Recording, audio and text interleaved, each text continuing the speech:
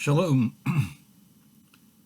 This week we learned the fourth chapter of Pirkei Avot, the Ethics of the Fathers, and it begins with an enigmatic Mishnah, difficult to understand Mishnah.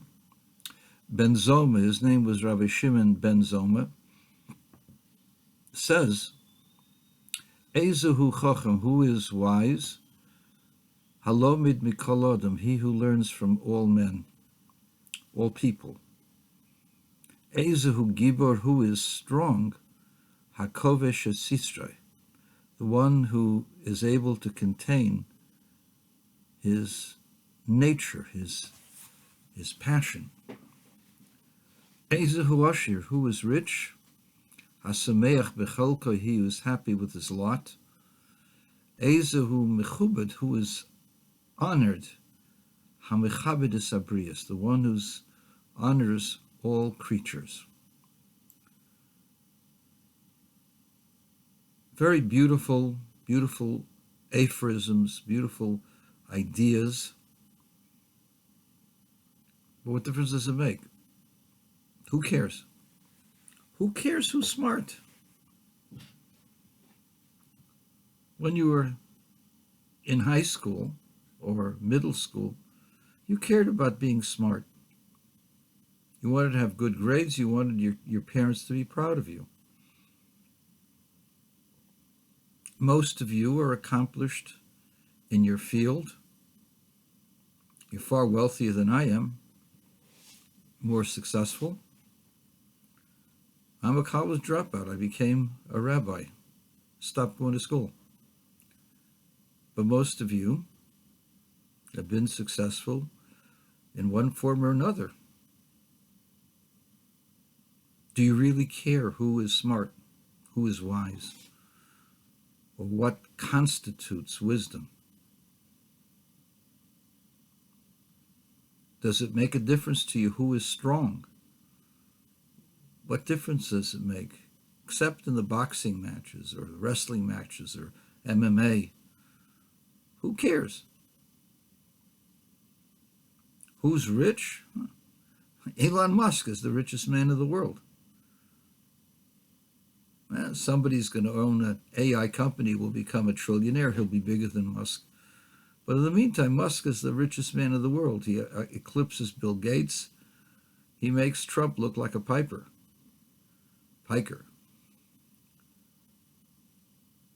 What difference does it make who's rich? Either I have money, I don't have money. Most people just care about themselves. Who cares who's rich? And again, who's honored? Whoever gets his name in the paper. What difference does it make to me? Why am I learning this in a tractate composed of 6 chapters, about 150 sayings altogether? What difference does it make to me when all I want to do is improve my character? So the answer to this, the secret of all of that is that Ben Zoma is teaching us the secret of the ethics of the fathers. We look at the ethics of the fathers as nice, cutesy sayings, things that will help us in our life, illuminate our ways. But no, the ethics of the fathers is a pamphlet, not just a pamphlet, a set of instructions of how to run one's life. What is the purpose of the ethics of the fathers? Most Anglo commentators on the ethics will tell you this is a compendium of laws or conduct of the judges, of Jewish judges. This is how they're supposed to behave.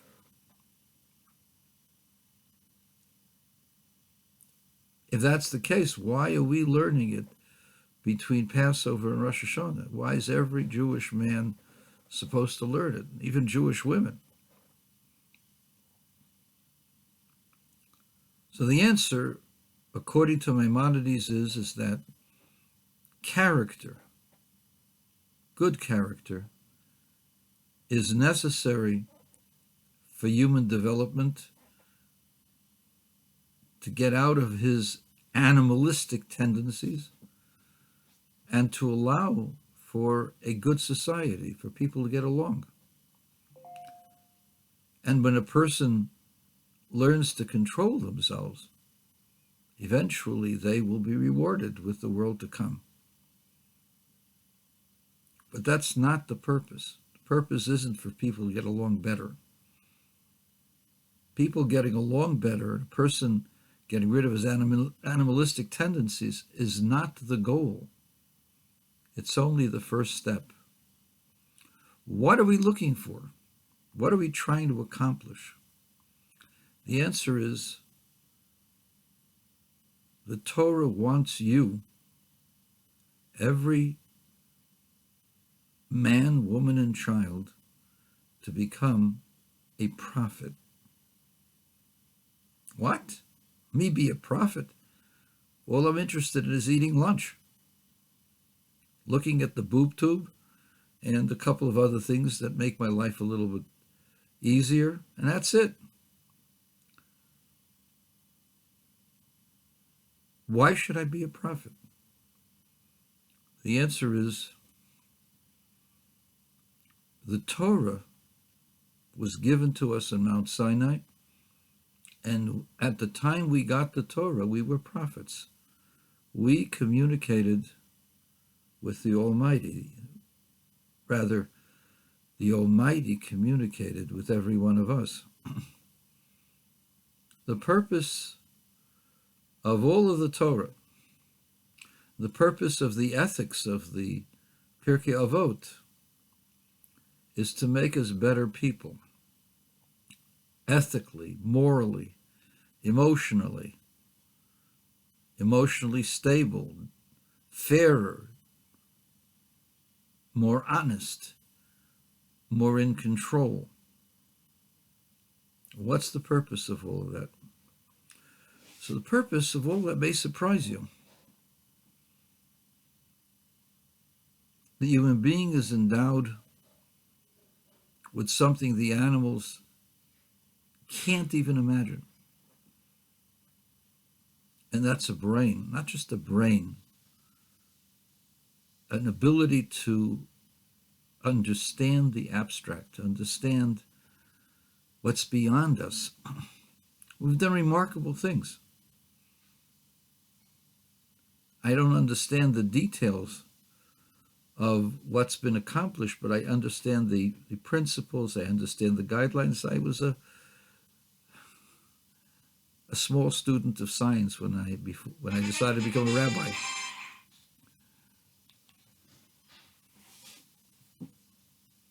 The purpose of character development is so that our ideas will be true, that our ideas will be clear, that we will not err in judgment.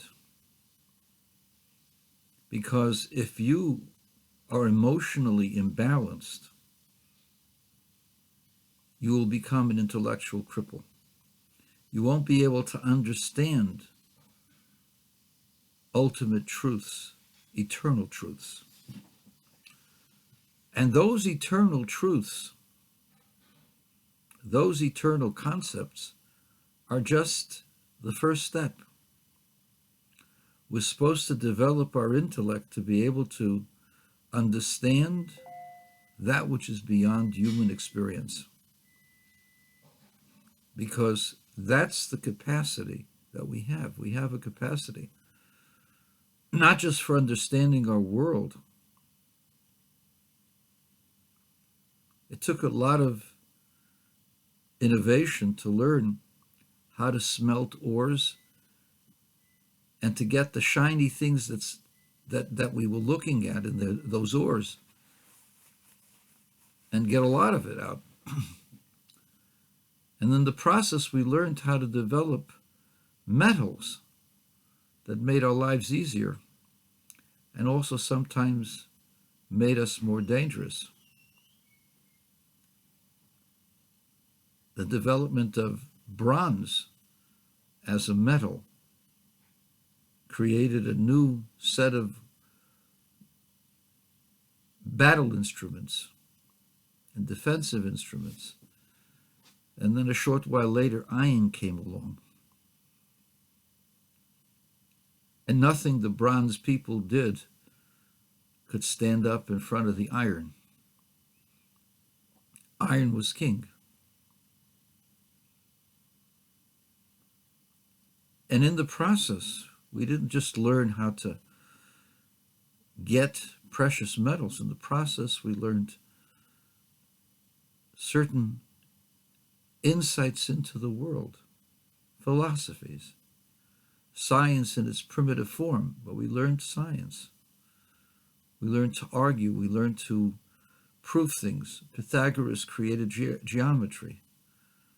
And for a while, geometry was considered holy. The process of understanding how things fitted in with each other logically was considered a holy experience. This was a godly experience. At any rate, the process to understand and to fathom the unfathomable, to go deeper into deep intellectual experimental thought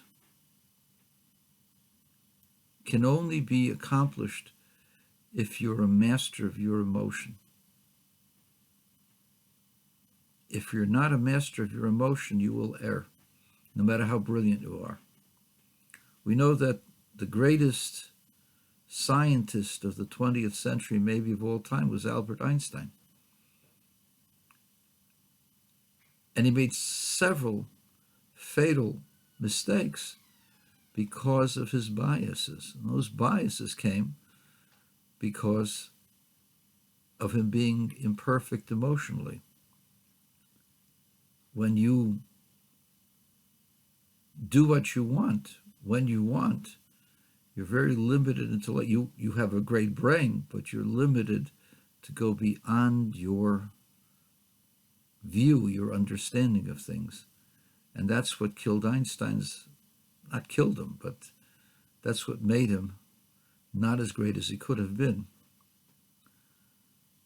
So what happens in this little set of words is to understand what are the components of becoming a prophet. So we have a Gemara in Shabbos that says, prophecy only rests upon someone who is wise, someone who is strong, someone who is rich, and somebody who's humble. How do you know this? Because it says, I will establish a prophet from your brothers like you, talking to Moses. And Moses was strong. He took on not just Pharaoh and his troops. He took on kings at age 119. Took them on. Physically took them on. Beat them. Moses was strong. Moses was smart. He was the lawgiver of our Torah. He was the one that became our greatest teacher for all times. He had to be the most brilliant of all. It says no prophet. Prophet is somebody who understands the most abstract concepts. Nobody ever approached Moses, so Moses was more brilliant than anyone. And he was rich. When Moses had to carve out tablets for the second tablets, they were under his tent. Tablets were composed of pure sapphire, and he had to chop it out from a rock that was under, quarry that was under his tent. And God says, Psolecha, carve it out for yourself. What do I mean, carve it out for yourself? The rabbis learned from there that God told them, you make those tablets, and the rest of the sapphires are yours. In fact, when Israel needed more gold to finish the tabernacle, they had about a third of the gold they needed. 2/3 of the gold came from Moses. He just didn't record that in the Torah because it was his own personal donation. Where did he get the gold from? He sold the sapphire. Moses was very rich. And the Torah also tells us that he was exceedingly humble. And if you're going to be just like Moses, you have to be smart and strong and rich and humble. So wait a second. I'm a college dropout. How can I become smart? How can I become wise?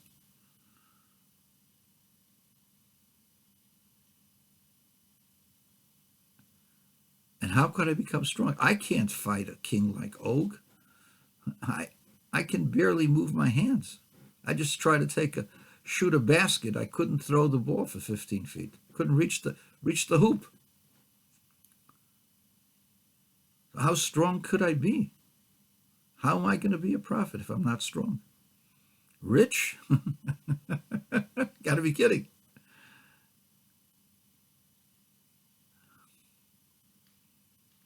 Humble? Maybe a little bit. Not enough to be like Moses. So Ben Zoma comes along and says, you're looking at it the wrong way. Wisdom comes from the seeking out of wisdom. Wisdom is a process of learning that which is beyond our understanding, beyond our experience. You get that through listening to others. If you listen to others' perspectives, you learn to think out of the box. You learn to get different ways of looking at things. That's a wise person who seeks new ways of understanding. That's real wisdom. You don't have to be a PhD. You can even be a college dropout. Then he says, you want to be strong? Control yourself. You wake up in the morning, get out of bed right away. Don't dilly-dally. Do things quick because time's a wasting. Somebody insults you, bite your lip. Don't get angry. There's no reason to get angry. You see something you want, delay gratification. You got to daven, you got to pray first. You got to learn Torah first. Control yourself. Learn to control yourself at all times, seeking higher purpose. Wealth, purpose of wealth is to be happy. If all you're thinking about is money, and you're thinking about getting more and more of it, and how you can outsmart your competitors, and how you're fearful of people taking away. Howard Hughes was a billionaire when $1 billion really was something. He died like a pauper because he was afraid people would steal from him. So he never used his money for anything, and he just died in the middle of the desert. That doesn't make you rich, having a lot of money. Being able to use the money properly makes you a rich person. When a person is happy, when a person is content, when the person feels satisfied with their life, that's a rich person. Because you lack nothing. You got what you need. Humility, why doesn't Ben Zoma say humility? Because Ben Zoma is talking to the average person. The average person has desires. We all want to be smart. We all want people to think that we're smart. We all want to be tough. We all want to be rich. And we all want people to respect us. So Ben Zoma says, you want respect? The ultimate respect comes from God, first of all. And secondly, people respect those who respect them. If you respect other people, they will give you respect and they will listen to you. And that is the ultimate form of humility, that you can respect others because they're God's creatures. And this is the format, this is the plan, how you too, you, me, all those listening, can become prophets.